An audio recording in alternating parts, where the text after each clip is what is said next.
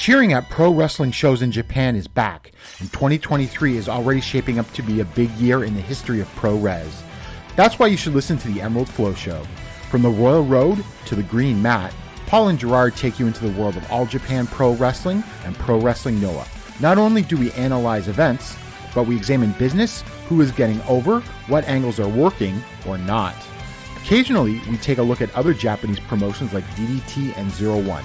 So if you're looking for more coverage of the world of Japanese wrestling, check out the Emerald Flow Show on the Voices of Wrestling Podcast Network, available on all of your favorite podcast apps. Hello everyone, my name is Taylor. And I'm Kelly. And we are the co-hosts of Jumping Bomb Audio, the podcast all about Joshi Pro Wrestling here on the Voices of Wrestling Podcast Network. Every other Monday, we are with you talking about the biggest news in Joshi, along with show reviews, previews, and much, much more. So if you're new to Joshi or you've been a longtime fan, this is the show for you. We've got something for everyone here. So check us out, Jumping Bomb Audio. This podcast is a member of the Voices of Wrestling Podcasting Network. Visit voicesofwrestling.com to hear the rest of our great podcasts, as well as show reviews, columns, opinions, and updates across the world of wrestling.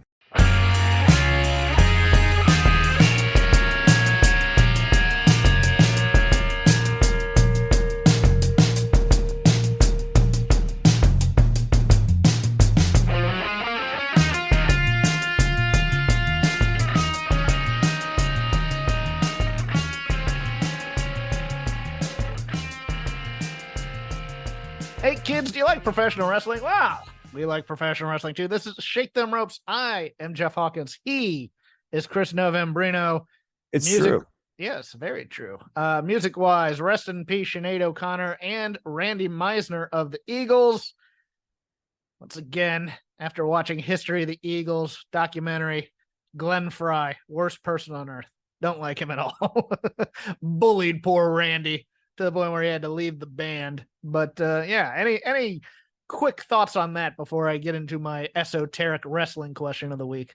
Sure. On Sinead O'Connor, I guess I would say that looking back at her career, I have a very different estimation of it at the time, where I thought like she was getting a bit of a bum rap, like living, like in the 90s and stuff, and growing up and watching old episodes of Saturday Night Live. I it felt like she was getting a bum rap, but like now with the benefit of hindsight and all of the news stories and court cases and all of the things. Well, hold on. What rap did you think she had in the 90s, since I lived through them? I think that she had basically the rap of being someone who was lobbying unfair complaints against the Catholic Church. Okay. That essentially a bad apples argument. Oh, sure, this does happen. There are a few bad apples, but this was not something that the organization was pervasively trying to deny or anything like that. This is not something that like the Catholic Church was trying to cover up. And so when, Sinead O'Connor is saying these things, she's being very unfair. Gotcha. And I think, history is actually kind of borne out her position. And it makes, I look back at what she did as very brave, because I think she could have had a much more safe career that I don't think she would have been satisfied with. And she made a lot of great music along the way, but she also managed to speak to her values and what she truly believed. And I think that's admirable. On to the wrestling question, because I woke up this morning with an epiphany, and I'm not sure if I'm correct, and I tend to bounce things off of you as opposed to the wrestling bubble, because you generally have different ideas of this. So on Wednesday's Dynamite, after this Britt Baker, Taya Valkyrie 9-minute match, that I didn't think was very good, to be honest with you. It looked like both competitors got a bit winded. It looked like they were off on different pages at time, et cetera, et cetera. The director does a close-up of a sign that is front row center and very prominent out there that says, I believe the exact wording is book the AEW women's division better. I'm not sure if that's the exact wording, but it's the approximation of what the sign said. Did you see the sign, Chris? Yes, I did. I On didn't. TV? I didn't understand the context when you sent me that first screen cap, and now, of course, I do. And it's like, whoa, why? Yes. Now he zoomed. It wasn't incidental. It was actually. it was not incidental. Now, Okay. now here is maybe. I mean, maybe you saw AEW women's division decide, hey, cut to that, and didn't see the sign or whatever. But here is my question. Because, okay, let's assume it wasn't an accident.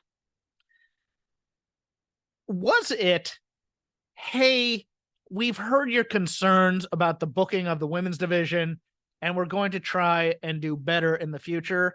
Or, as I kind of posited to myself when I woke up this morning, what is the possibility that they were spiking the football here? And they said, see, we gave you a nice long 9-minute women's match, and we're here to look at what we did. Congratulate us right now, type of a thing. Am I being far too cynical about this? Oh, that they're trying to congratulate themselves for that match. Like spiking the ball on the one. Oh. Oh. Because you don't put that sign. You don't put that sign on your television without some sort of purpose. You had my gears turning as to what would be what they thought the message was of that. Don't get me wrong. I am more inclined to go with the former. That they're going, okay, we're hearing the people who are complaining that we're not booking enough women on these shows, et cetera, et cetera. But there's a part of me that knows that AEW does have a very high opinion of itself at times in terms of how forward-thinking they are. Yes, particularly with regards to this women's division. Yes. And, I mean, who among us does not enjoy, I believe they are called, they're not called Control. What is the Saraya faction? The Outcasts? The Outcasts. Who among us doesn't love them? Fair enough. Look, the two most interesting women to me on their division right now, well, the ones that are still able to work and aren't injured, are Emi Sakura, who last seen on Ring of Honor and was only doing AEW Dark, and Athena, who's the Ring of Honor Women's Champion. There's nobody really all that compelling right now, and there's a lot of women on the roster that just aren't being used. Like Willow is used a lot. Sky Blue is used far too much, in my opinion, at times.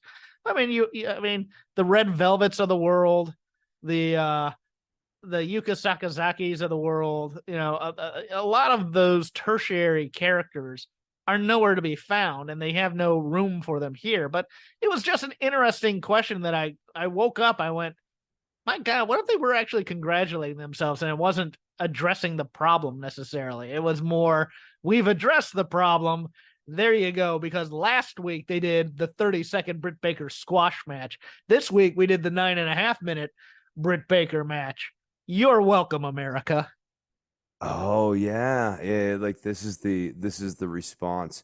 I mean, that is really overreading that sign, right? Like, I think for as not good as that squash match was, it was also a 30-second squash match, and the idea that the person going to the show the next week was like, I got to make a sign about this. I need to be heard. I need, I'm sorry. I'm not going to be quiet on this one.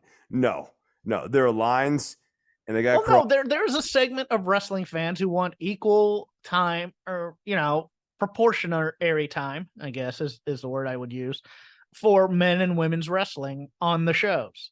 And the fact that WWE right now is doing a really good job of booking their women's division. You may not like all the stories on there. They may not have, they may not knock it out of the park every time, but they are giving time to the women and some of the stories. And a lot of those segments are the highest rated of the week, especially the ones involving Rhea Ripley. Yeah, I mean, they've definitely made a new star in Rhea Ripley, and you sort of can't deny it anymore, even by the numbers. I mean, she's got star power right now, and AEW has not really been able to build a star like that since Britt Baker, and it feels like the Britt Baker star has sort of waned a bit. Yes. You and I were both about to say the same thing. Yeah. Yeah. Okay. Well, we can bring it back up in the lazy river if we have to. It was just a question I want to ask you. News-wise, top story: Vince McMahon recovering from surgery. According to a report from TMZ, the 77-year-old had quote-unquote major surgery last week to correct an issue with his spine. The specific nature of McMahon's spinal issue is not clear, but the surgery was ultimately deemed a success. There is no timetable for his recovery. Fightful, following up on this, we've confirmed with WWE sources that the surgery took place last week, which kept him from doing any work on SmackDown or the Raw after. Overall, the surgery is said to have been near 5 hours long, and those close to him claim that it was a major life-altering operation, as it would be for anyone who underwent it. We asked WWE if this would affect his work moving forward, and we're not given a direct answer on that. However, we also learned that Triple H was not at WWE Raw this past Monday, and the show was run by Bruce Pritchard. However, Triple H is expected back imminently. I think I can now break the news. Vince McMahon's now a cyborg, and he's going to live forever. You totally scooped me on Mecha-Vince. Here comes Vince. Mecha-Vince is real? The brain is in the robot? He's happening. He's getting the nanotech. That is what is going on. Oh, it has happened, kids. He is going to outlive us all. And he's going to have that stupid stash on the robot, because I'm sure that was a specific request.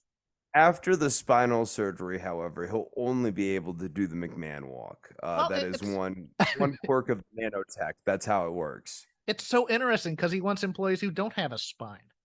And instead he's getting his reinforced. He's getting his reinforced. Coward. Oh my goodness. Well, narcissist. Yeah. I'm thinking back brace. And you look at it, I mean, when he was doing that walk and everything, I mean, he has lifted heavy things for a lot of years of his life. He put on way too much muscle up top. Yes. Especially in his midlife and mid-later life. And the body can, quote unquote, generate that muscle, but the actual bones and stuff can't support it. And he kept his weight up muscle wise for a very long time. And that's going to have adverse effects on the spine. Took a lot of bumps, which also won't help the back any. Looked like he might have a bit of scoliosis as well. As someone who has slight scoliosis, but yeah. I guess we'll wait to see. But for right now, Voices of Wrestling Shake Them Ropes reports Mecha-Vince is real, and it's spectacular. Moving on, it was confirmed to Fightful that all the alliterative nicknames on the July 17th Raw were a directive from Vince McMahon. Wasn't pushed nearly as hard on SmackDown on July 21st or Raw on July 24th. So it looks like it was just an idea he had, and that most thought was bad, and he gave up on it after. They are still doing new nicknames, of course, but not so many that it got silly with Dirty Dom and Big Bronson Reed and such, but not to where the announcers just sound so fake with one alliterative nickname after another. And I love this quote from Dave. Still, we did have scintillating Santos Escobar. Oh, this was annoying. This was annoying a couple weeks ago. I just couldn't get over it. Brought up here on the show, but Big Bronson Reed, something about the way Kevin Patrick would say Big Bronson Reed really got to me. Big Bronson Reed. That's stage directions. That's him being produced to say you got to emphasize the big. really punch the bees. Punch the bees because we are being alliterative, and that way people will remember these things, and that'll give them personality. Although I do think they have to keep Dirty Dom. Dirty Dom is good. Dirty Dom is actually good. and you can then drop Mysterio and keep reminding him that he's Dominic Mysterio. Instead, he's Dirty Dom. There you go. See, now we've separated him from his father, and he can be his own character. But until we want to bring back the Mysterio last name, hopefully. NXT No Mercy is going to take place live from Bakersfield, California on Saturday, September 30th. I bring this up because that is an interesting venue for NXT to run. NXT has run Bakersfield before, and it tends to be one of those smaller house show venues that WWE runs when it comes out here. It's not quite Southern California, but it's not quite Middle California. It's very much Bakersfield, often called meth capital of America. But it has a very vocal and active wrestling fandom. And so I find of all the venues, because like this week's NXT Great American Bash is in your former stomping grounds of Austin, Texas. I did not stomp in Austin. Oh, I thought you did. I stomped in Dallas. Well, I thought you went to Austin occasionally. Like a couple of times. Well, okay, Trisha lives in Austin. Okay, how about that? Super fan Trisha, who always heckles us. All Texas looks alike to me. I'm sorry. It's okay. But no, that's an interesting place that they want to put a big event for No Mercy, as opposed to maybe other venues around the country or something like that. Chris, any thoughts on that, or should I just move on? Yeah, just move on. Okay. Re-signing with AEW, Roosh. It was originally rumored that he was on his way to WWE, but apparently it was all a Roosh. Apparently, according to sources within the WWE, and I believe this is Dave talking here, or no, it's Fightful talking. I think one of the two. I want to give credit where credit's due, but I forgot to put it on my notes. That the offer was so astronomical in terms of money that there was no way WWE was going to be able to match it. And Punk has been pushing hard for Roosh to be brought over to be a collider, and be part of that team there. Is Roosh better off in AEW or WWE? AEW. I agree. And I think in particular, especially as we're seeing a real bifurcation of the product between Collision and Dynamite, if Punk is interested in having him in Dynamite, that probably means he has something in mind for him. Yeah, I think we're getting Los Ingobernables the AEW with him and Andrade and probably Dralistico. I don't know. There's a few luchadors in there you can add in if you wanted to, really. Bandito's there once his wrist heals. You could do a commander if you wanted to. You could make Gravity evil. That could be really fun. Gravity is evil. Just as a general notion. Maybe not the luchador. Well, I mean, yes. Look, when Newton knew what he was doing. He shouldn't have invented that. Should have invented it, yeah. Should have just let us all float. Everything was going fine. We were all airborne and flying until Newton discovered gravity. You only touched the ground. That guy. Back before, what was it, 1611 or something like that? Like, if you wanted to touch the ground, you had to fly down to it. We were all superheroes, and then Newton had to ruin everything for everybody. Screw him. No, everyone could fly, so it wasn't like anyone was like superheroes. That's true. You still had to train. Production-wise, AEW gave Scotty 2 Hottie a producer tryout this past week. Chris Hero has been hired full-time. And in addition to his active in-ring schedule, Orange Cassidy reportedly has a new role backstage as well, being a producer agent for the company. Any thoughts on any of those three?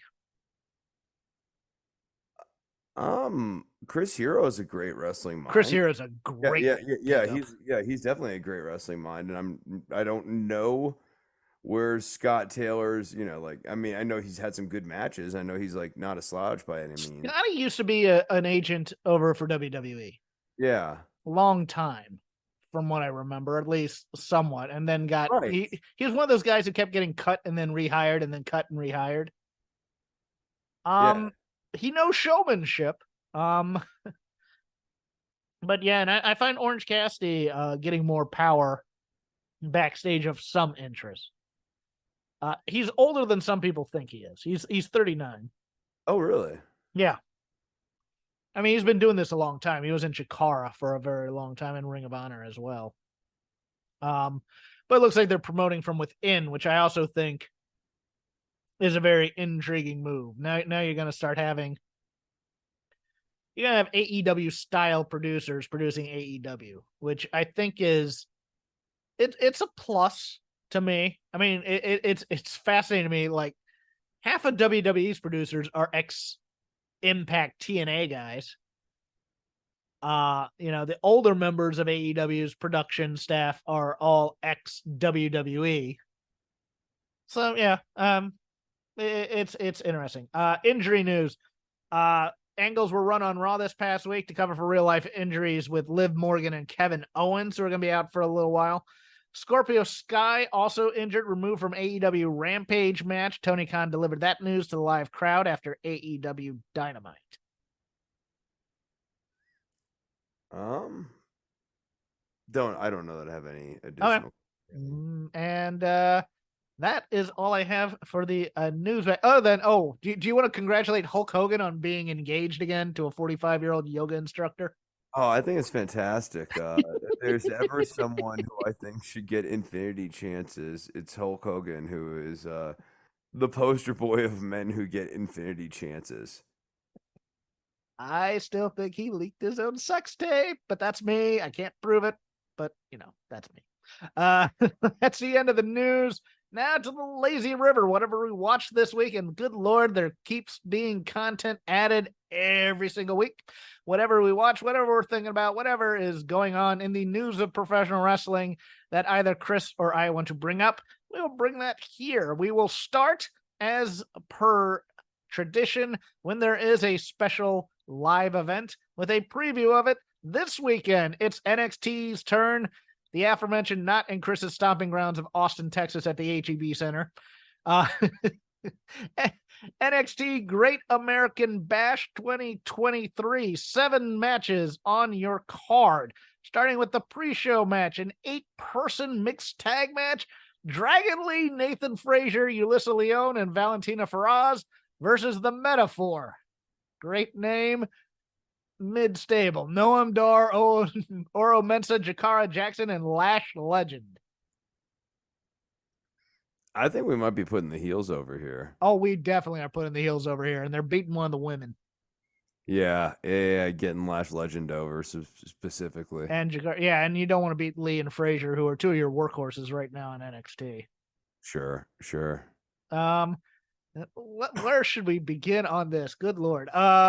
Let's start, with a fun match, I think. Triple threat for the NXT North American Championship. Your champion, Dirty Dominic Mysterio, taking on Mustafa Ali and Wesley.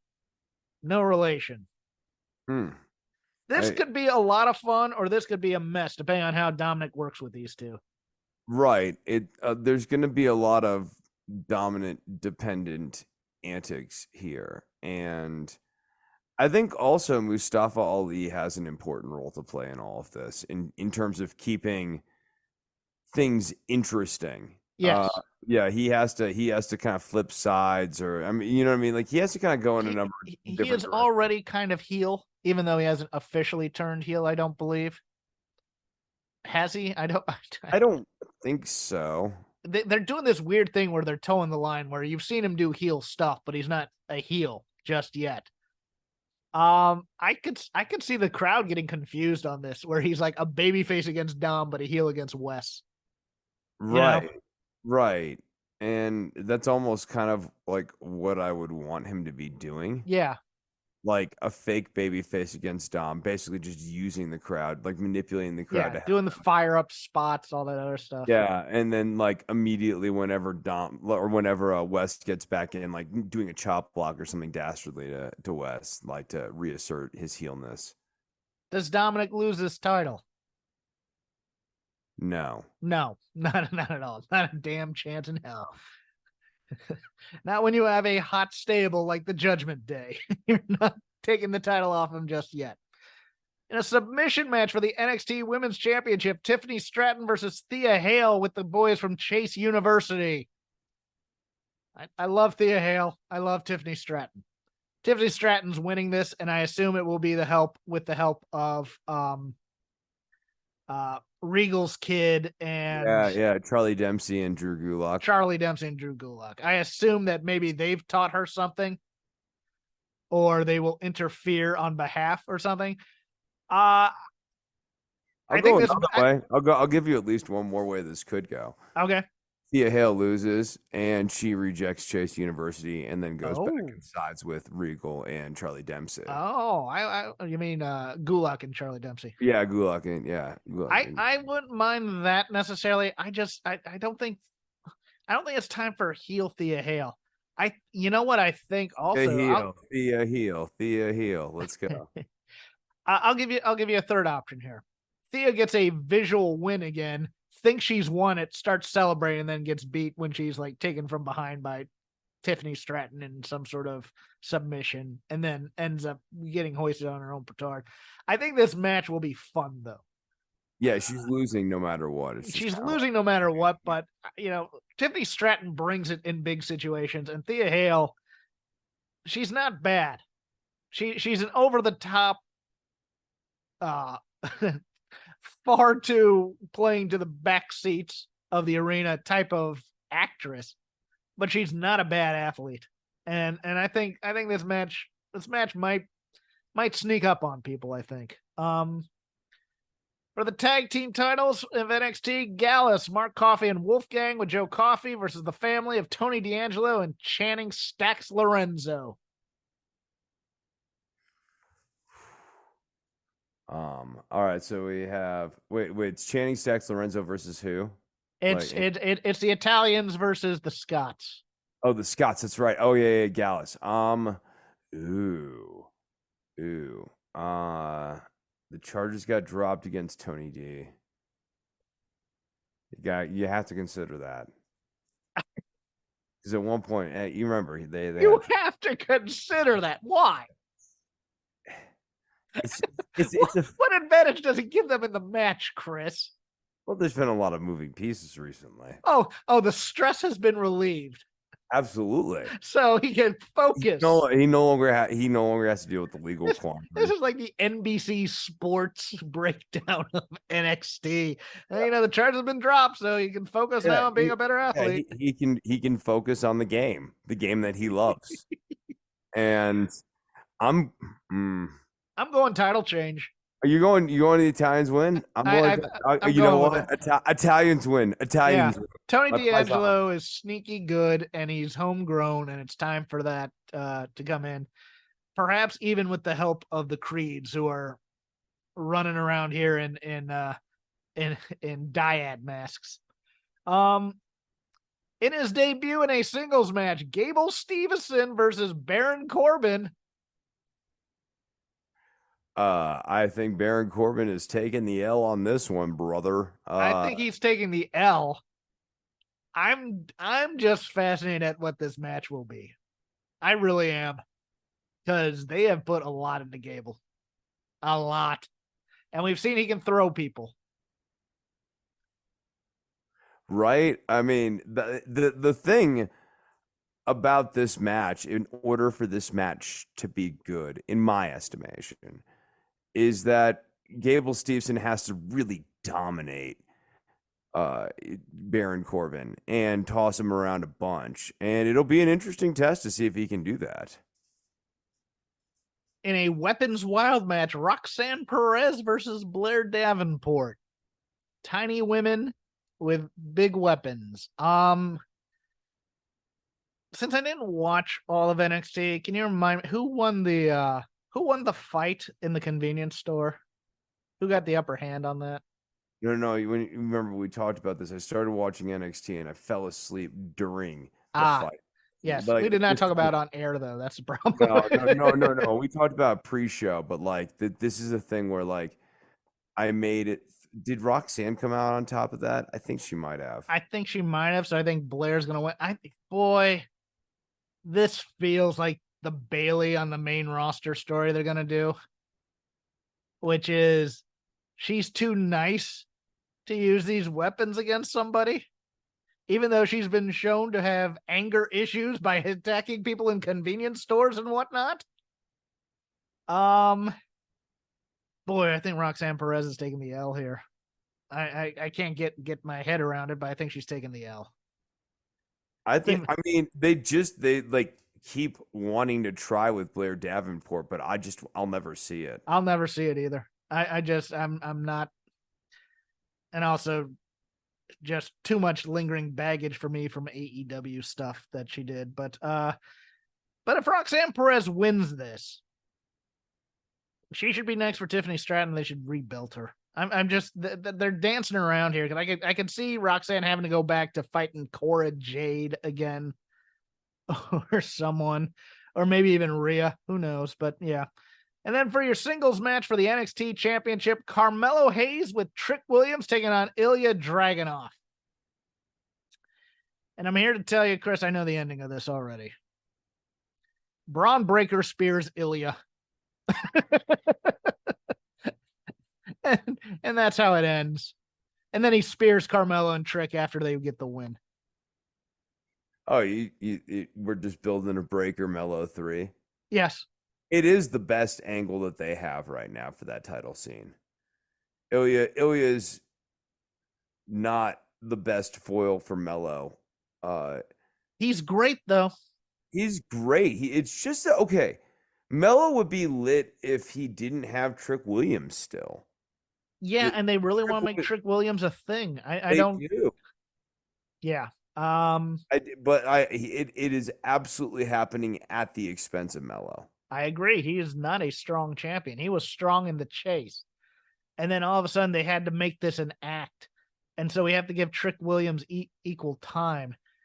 And I think what's going to happen is the justification is going to be Braun's going to say, if anybody's going to beat you, it's going to be me. So he takes out Ilya Dragunov.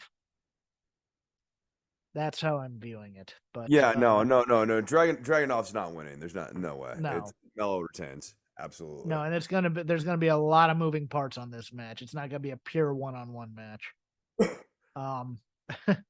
But it'll be a fun time to waste some time on a Sunday. I believe it's a Sunday, July 30th. Yeah. Cedar Park, Texas, the HEB Center. Tickets still available if you'd like to go. But yeah, that'll do it for our NXT preview. Chris, go ahead and get the rest of the Lazy River started. What do you want to talk about? Let's talk about Gravity. I got to start on Really? Gravity. Yeah, I got to start on Gravity. And like you're asking me, all the things you want to talk about, you want to talk about this match wrapped around a bad joke. Yes. Okay, go ahead. Expound. Why do we need to keep bringing in these lucha jobbers? Like, yet again, this had to be the goofiest one yet. With the slow walking and everything. This was it really irritated me, Chef. I hate the gimmick. I hate it. Like, I hate it to my core. Like, this guy doing the moonwalk and everything and the slow motion stuff in the entrance. I was like, nope, can't do it. Hate this guy. And he has some nice moves or whatever. So does Bandito, so does Commander, so does how did you feel about the during the match promos that Pac was cutting on the man as the man who Gravity forgot? You will remember me.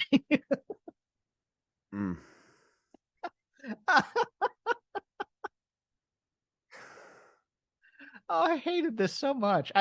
So bad. It was it was a meta joke. Yes. Yes.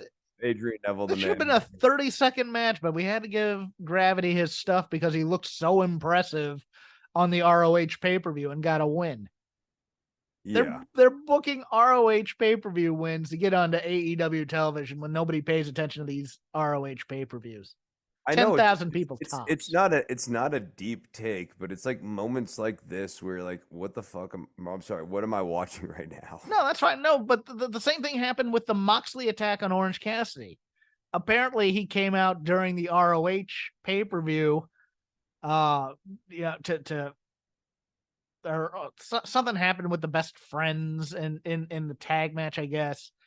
And it's like, show us then. Show us why I'm watching Moxley beat up Orange Cassidy then, as opposed to they just alluded to it in the Blackpool Combat Club promo afterwards. And you're like, I have no idea that happened. Well, don't you watch all the product? No. I got a life. There's 30 hours of wrestling a week. I got to cover some of it for the Lazy River. That's why it's lazy.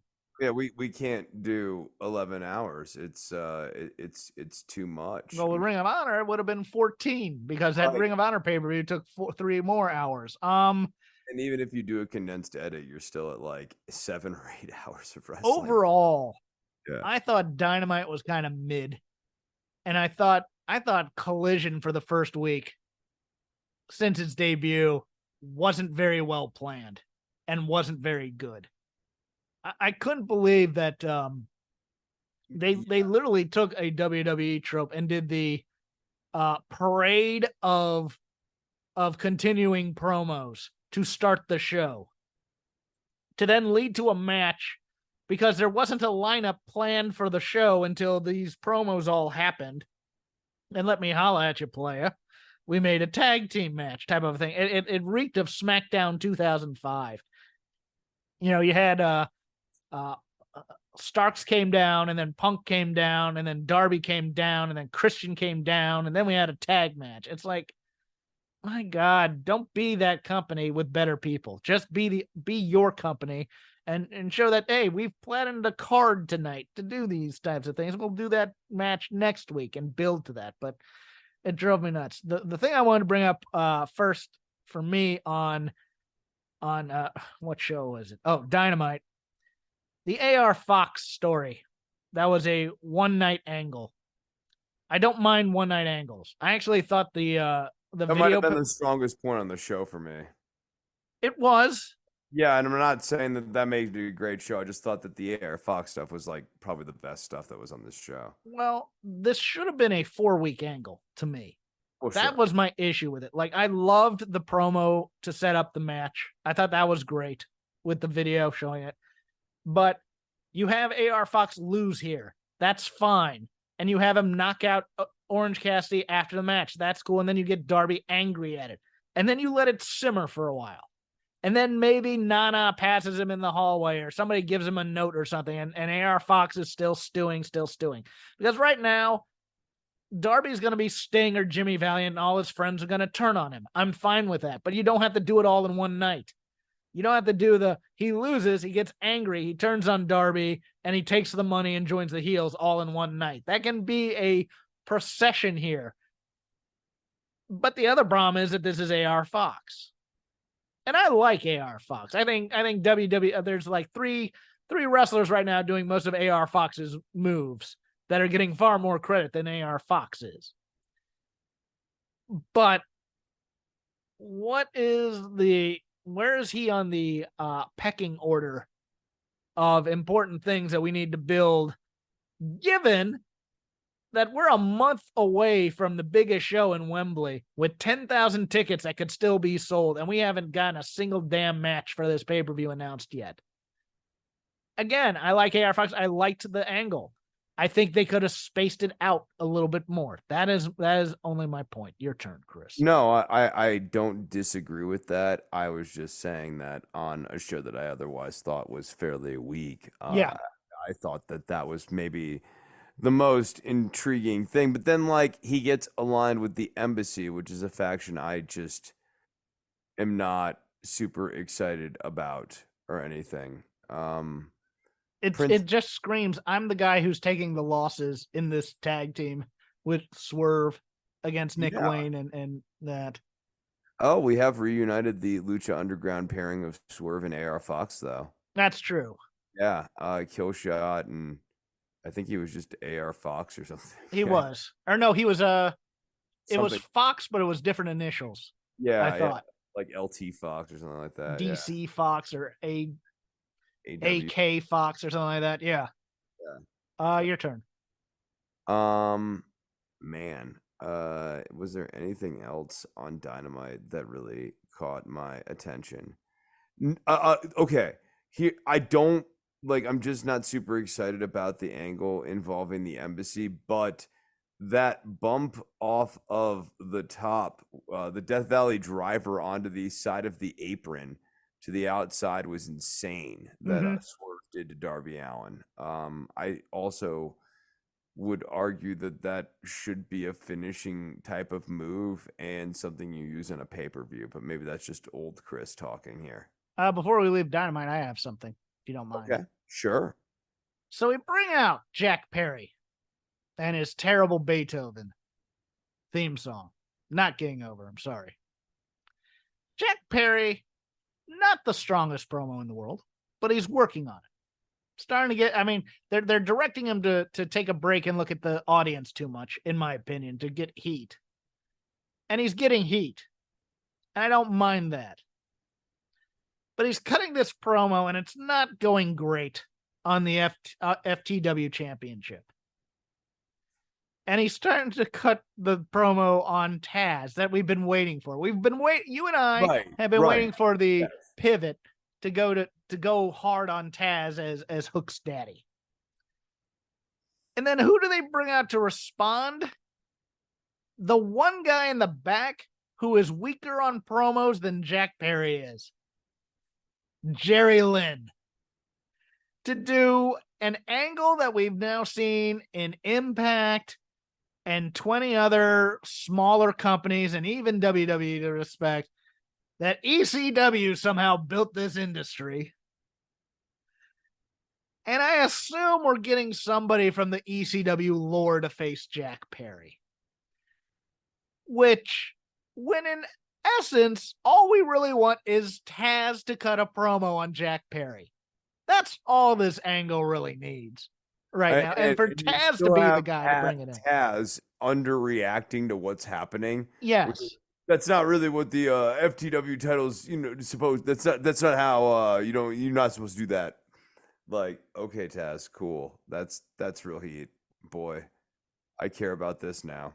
I want Taz to talk about why he built that. I mean, be Team Taz again, and explain what that FTW title meant to you in your career when you were in ECW and you thought you should be the world champion, but Shane Douglas was too popular or whatever. Give me some fired up Taz here. Give me somebody who's fired up. Jerry Lynn is not the definition of fired up, and somebody need to carry the emotion of that scene. And they weren't getting there. And then Jack Perry has to do that. I don't have my gear on right now. I gotta go. It was such a miss for a guy that needs to be heated up. And it's just, I totally thought he was gonna low blow Jerry Lynn. I didn't think this was actually going to build to a match. I don't think it's gonna build to a match. They're apparently having a Jerry Lynn will address Jungle Boy next week or something like that.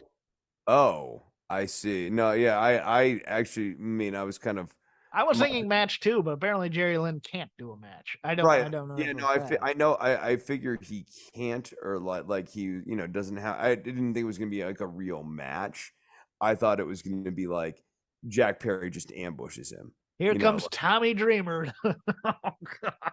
Oh, man. Oh, I do not need Tommy Dreamer. I mean, like, you're going to get that. You're going to get... Bully Ray's campaigning. Absolutely, right? You're going to get a parade of your nostalgia from ECW. Each one of them will lose in their own way to Jack Perry, and that's what we're going to... We're gonna make like the FTW title, the ECW like tribute title for a moment. Yeah. Hunter Q. Robbins III needs a payday. There is CW Anderson still wrestling. Yeah, I think in the Indies. Rhino's still around. We could bring him in. And that'd be sick. Let's bring in CW and Rhino. The guy to bring in is Too Cold Scorpio, who's still working and still awesome. That would actually be sweet. I would love that. I mean, look, and even do it in the vein of we're bringing in Scorpio Sky. I've beaten him before. No, Too Cold Scorpio. I don't think they're gonna go super long with this based on the Hook vignettes. So I think they're only gonna do one or two.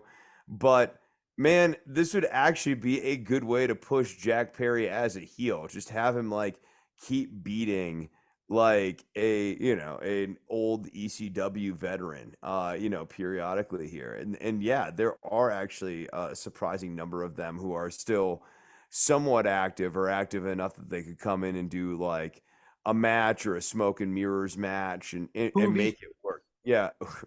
Hoovy. Hell yeah. Let's go. and then it ends with L.A. Park coming in and just killing him. Oh, I'd be all for that. Your turn, sir. Okay.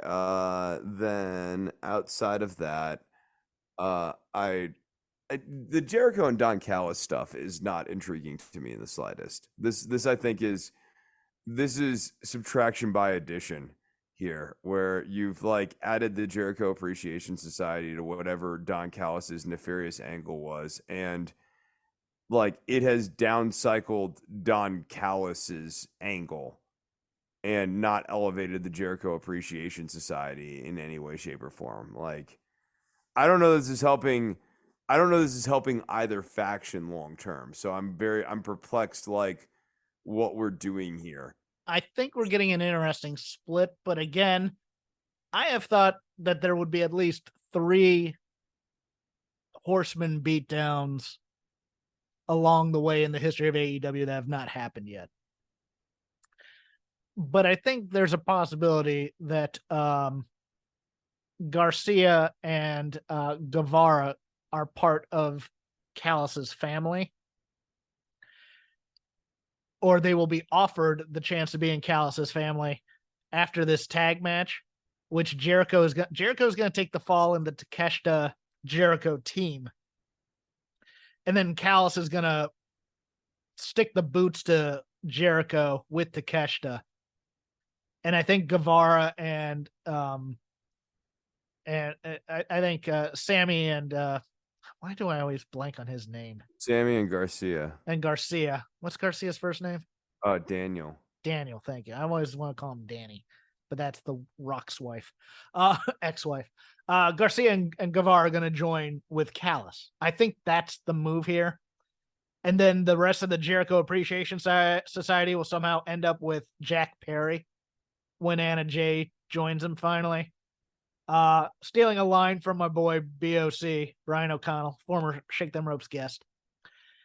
Real opportunity lost here when Jericho and Daddy Magic are talking and him not saying, want to know what makes Daddy Magic's nipples soft? But yeah, I think Jericho's going to go away for a while, tour with Fozzy in Europe for the rest of the summer. I would love emo Jericho in the rafters watching like Sting in 95, but I don't think that's going to happen.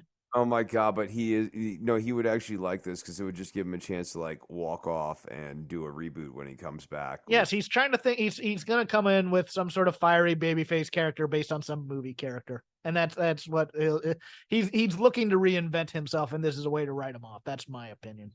Yeah. That's what I'm thinking too here, that like, yes, everyone. Okay, you got me here. The JAS turns on Jericho. Well, the JAS just don't save him. I think Guevara and Garcia go with Don though and Takeshita because somebody needs to be lackeys for that faction. So we're just gonna go to that. I'm gonna go WWE main roster. As we were talking pre-show, Raw, I thought was a strong show. Or at least watchable. Look, I'm not going to say there was a lot of 5-star matches and stuff, but the promos are interesting. Cody Rhodes continues to be one of the most interesting people in wrestling. Still, I'm actually excited for this match with him. It's weird that Sammy and Kevin feel so cooled off as tag team champions because they're taking back seats to Dominic and the Judgment Day, and they're also taking back seats to this bloodline thing going on SmackDown. And we do not give SmackDown enough flowers because we generally record on the same night as SmackDown. But Jay and Roman sit down talking tribal rules or whatever it is for this match was fun stuff where the elders who are off-screen characters are involved and we're supporting this whole thing. Paul Heyman calling himself the Juso is funny to me. I don't care what anybody else thinks. But I'll bring up a problem here that WWE does have. LA Knight. LA Knight is super, super, super over. He has, I believe, 4 of the top 5 top selling t-shirts. Maybe it's 3 of the top 5 top selling t-shirts. He comes out, everybody sings along with his promos, and then he loses because they don't want to push him necessarily. He's not their guy, but he should be their guy. He does everything that they want. He's making them a lot of money. And I'm not saying you belt him with the big belt, but are you telling me he's not good enough to be in this North American title match and we have to give it to Rey Mysterio instead against Grayson Waller? I mean, I think I say him higher. I think after Jey Uso loses, just to move the Bloodline storyline away from just internal squabbling, have LA Knight come out here and basically paintbrush Roman Reigns. That would light stuff on fire. I think that'd be a hot program. I think so too. That like he just doesn't. He's just completely uninterested in any of the family dynamic. I'm sorry. Santos Escobar won that 4-way. I think I'm misremembering things all of a sudden, but Cameron Grimes was in there too. Hey, we got a Cameron Grimes sighting finally back on SmackDown. But yeah, I would have LA Knight's downfall essentially be the fact that he sort of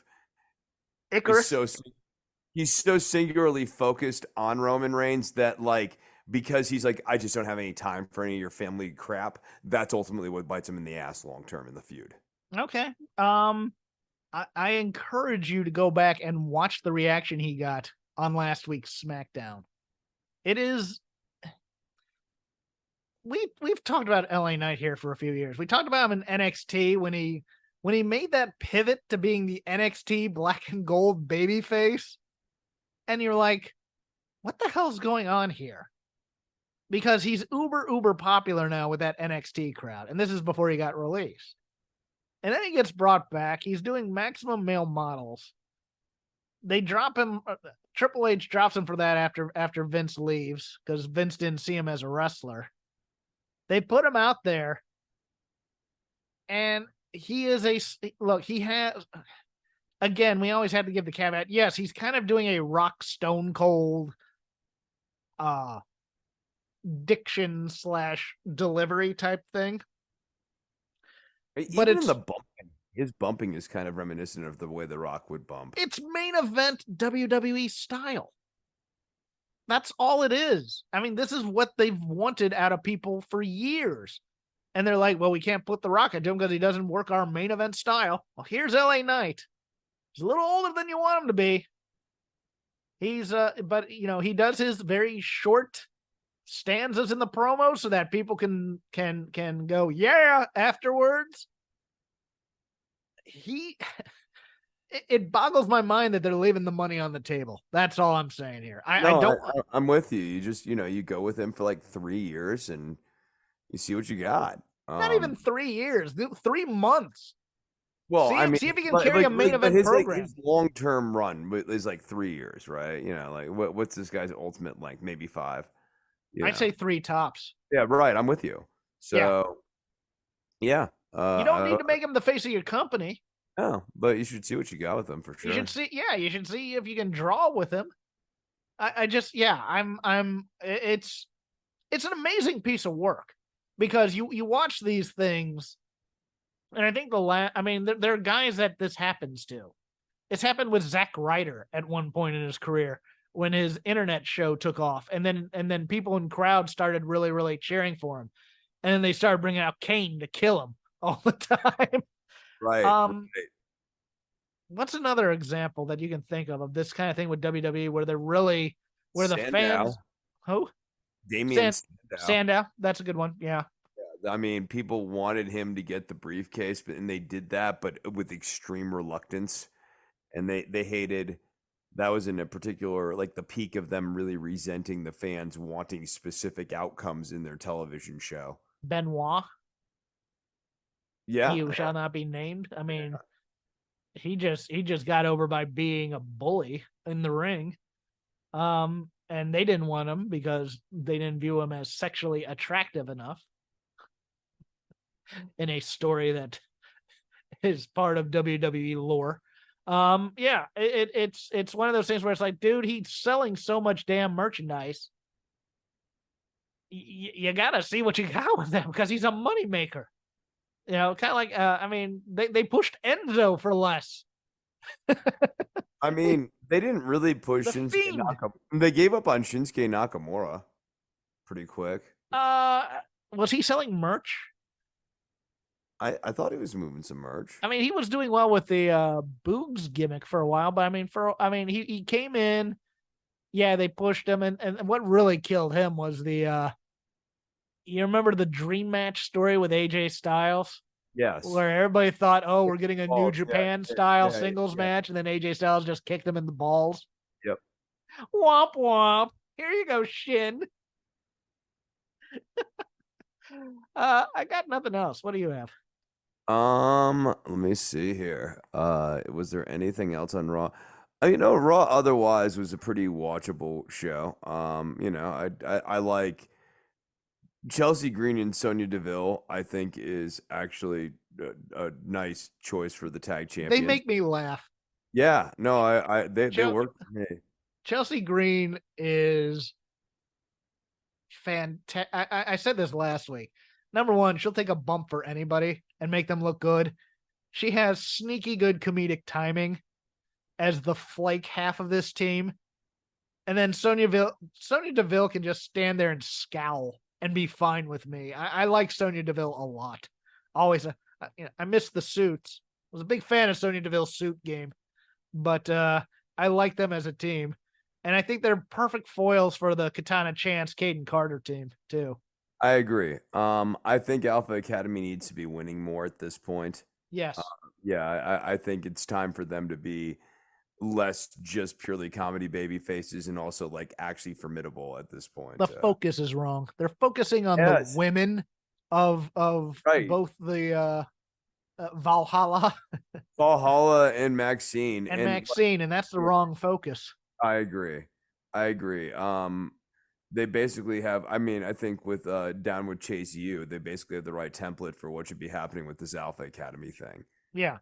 Yeah. Well, the thing with Chase U, I need to see a merger also. Chase U and Alpha Academy merger. Yeah, absolutely. I mean, Thea Hale's really the star of Chase U. Maxine is not the star of Alpha Academy.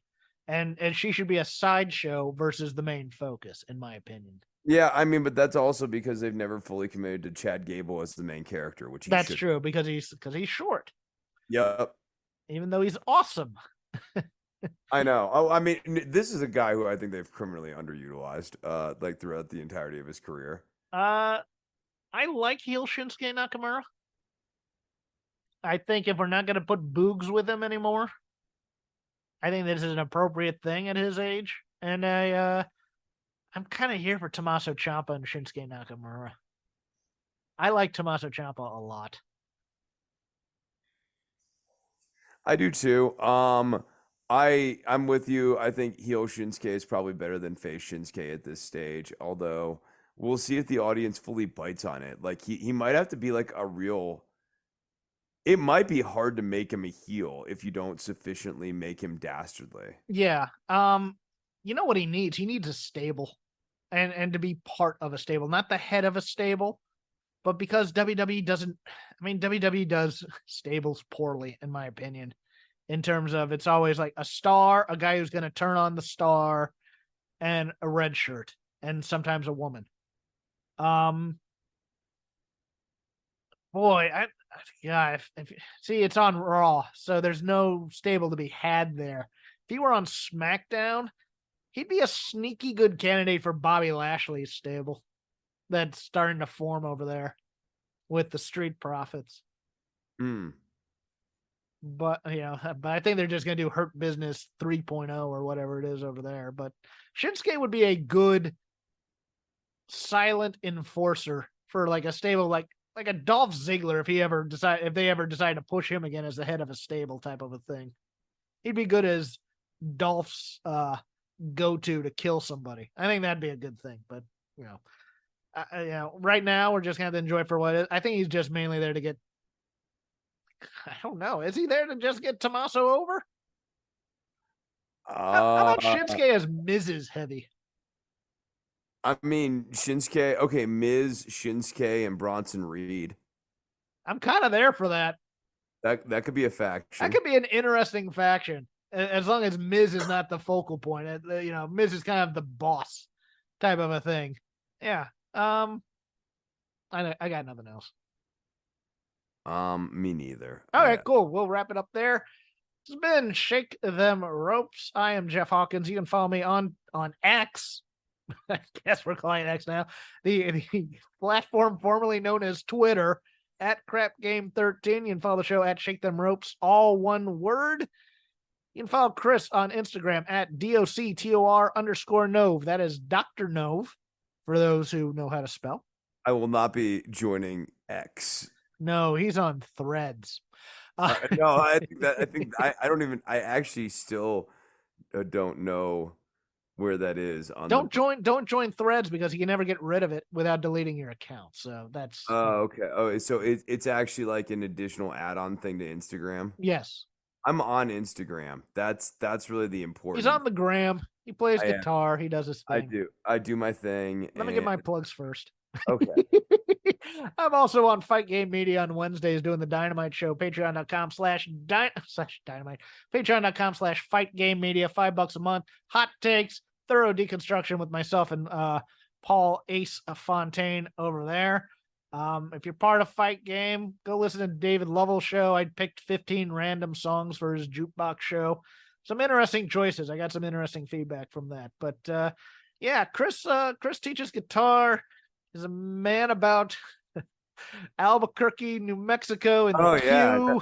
Yeah, no, if you follow me next week, I will be posting pictures of me riding on top of the Sandia Peak tramway. So from base at 6,500 feet all the way up to 10,300 feet.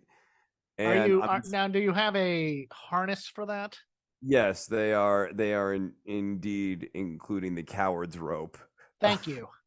Well, no, I just get nervous about those things. Oh God, no, I would never do it without on top of it. Yeah. Oh yeah, no, you like get like actually harnessed in and stuff. There's like and you have like a vest thing that holds you in place. You're very cinched in. But yeah, no, it's part of the training to be the cabin operator for the Sandia Peak tram, and I'm like, all right, gotta do this, gotta do it at least once.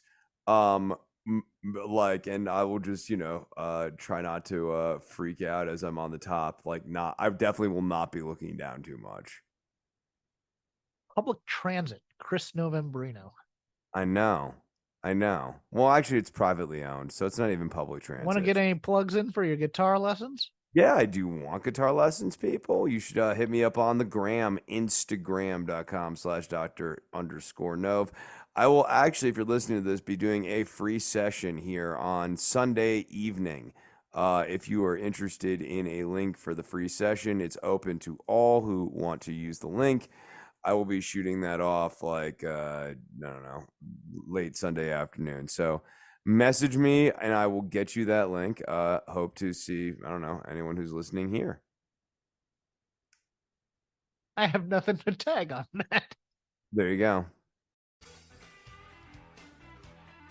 Hello, Voices of Wrestling listener. Dave Ryan here. Have you ever wondered to yourself how many hidden gems are hidden away inside the last years of World Championship Wrestling? Have you ever asked yourself how many tenuous gags can be made about the name Mike Enos? And have you ever thought about what it sounds like for two Irishmen to interpret a very chaotic company through its B-show? The answers to all this and more are just a click away. Check out Days of Thunder every second Thursday on the Voices of Wrestling podcast network.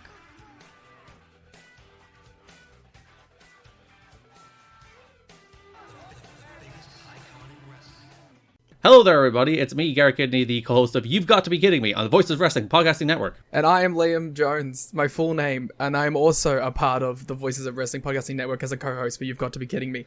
We are a TNA history podcast that covers TNA 1 month at a time. We cover all the drama, all the matches, all the Vince Russo nonsense you could ever want in your life. Have you heard of TNA? I bet you have, but would it be funnier if two people made jokes over it the whole time? Probably. So if that sounds like fun to you, check it out on this very Voices of Wrestling Podcasting Network, and Liam will do bits and whatnot.